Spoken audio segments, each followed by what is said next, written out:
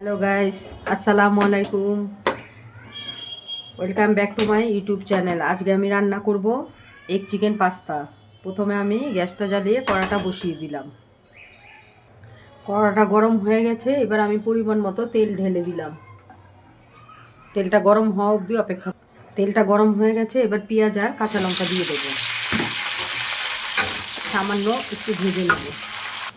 বন্ধুরা, পেঁয়াজটা বাদামি রং হয়েছে, এবার আমি দুটো ডিম দিয়ে দেবো এটার মধ্যে। পেঁয়াজটাকে এবার ডিমটাকে পেঁয়াজের সাথে ভেজে নেব লাল করে। সামান্য একটু লবণ দিয়ে দিলাম। আর বন্ধুরা, পাস্তাটা আমি প্রথমেই সিদ্ধ করে জল ঝরিয়ে নিয়েছি। ডিমটা লাল হয়ে গেছে। বন্ধুরা, ঘরের আগে মুরগির মাংস রান্না করা ছিল, ওখান থেকে আমি 4 পিস মাংস নিয়ে ছিঁড়ে নিয়েছি হাত দিয়ে কুচি কুচি করে। এবার আমি ক্যাপসিকামটাও দিয়ে দিচ্ছি, ভেজে নেব।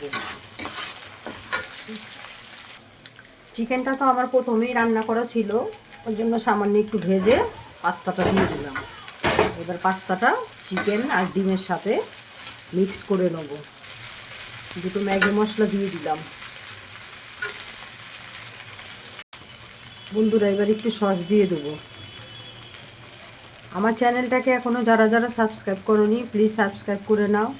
তোমরা সাবস্ক্রাইব করবে, লাইক কমেন্ট শেয়ার করবে, তবেই তো আমি উৎসাহ পাবো আর ভালো ভালো ভিডিও বানাতে পারবো খাবারের। তো বন্ধুরা, আজকে আমার পাস্তা রান্নাটা হয়ে গেছে। সবাই বলো কেমন হয়েছে। কালকে আবার দেখা হবে অন্য একটা রান্নার ভিডিওতে। সবাই ভালো থাকবে, সুস্থ থাকবে।